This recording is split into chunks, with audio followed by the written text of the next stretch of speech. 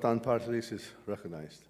Mr. Speaker, nag-aalab ang damdamin natin at dahil creative kaming mga kabataan, nakapagsulat ako ng tula to explain my vote. Before that, Mr. Speaker, sabihin ko lang, mahina po ang batayan para sabihing urgent ang 2024 budget. Mr. Speaker, magagamit na ba agad ang 2024 budget kapag napasa natin ito dito? Hindi po, Mr. Speaker. Dagdag din, ilang beses nang hindi kinoconsider ng Malacanang ang kapakanan ng bayan kapag nagtatakda siya ano ang calamity, ano ang hindi. And Mr. Speaker, mapang-abuso din ang certification aside po sa parliamentary courtesy at pagpatay ng mic, ito din po inaabuso din. Mr. Speaker, aaprubahan natin ay confidential and intelligence funds hindi lang po ng OVP tsaka DepEd. Pero pati din ang sa Office of the President na 4.56 billion, that's 12.5 million per day. Mas mataas sa 11.4 million per day na 2022 confidential funds ng OVP. To proceed to my poem, Mr. Speaker, mas malaki ang budget sa susunod na taon, pero saan-saan ito pangunahing nakatuon.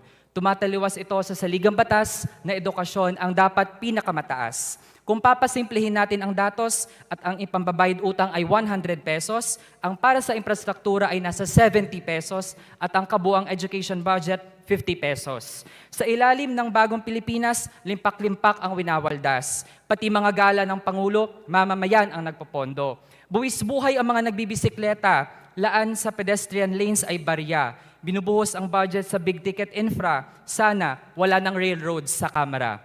Ayaw i-tax ang mga bilyonaryo, nais ay bagong tax sa ordinaryong tao na kumakayod para sa mababang sweldo at ambag sa maharlika at sekretong pondo. Tinipid na budget sa serbisyo, tila pork ng general at sundalo. Listahan ng benepisyaryo, NTF-ELCAC ang nag-endorso. Sa ngalan ng huwad na kapayapaan, mga ahensyang sibilyan pinakikialaman. Hindi na nga magawa ang mandato, pero naninitik pa sa kapwa Pilipino. Kalaban ang pagtrato ng administrasyon. Sa mga kritiko, may advokasya at misyon. Pondo'y pantustos sa pagdukot at torture sa mga biktima ng forced surrender. Paano ginastos ang budget sa depensa? Kanino tinutok ang baril at sandata? Sa Pilipino, hinulog ang mga bomba, pinatay ang mga magsasaka, pati bata. Para kamtin ang sahod na nakabubuhay, nalimutan ang whole of nation. Pagkontrol sa presyong, di abot kamay, nga ang whole of nation. Pambansang budget, ano ang nais makamit?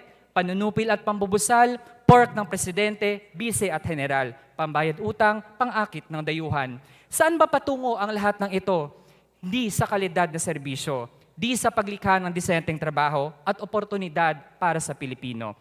National budget ang nagpapamalas, wala talagang bagong Pilipinas. Boto ng kabataan ay no sa House Bill 8980. Thank you, Mr. Speaker.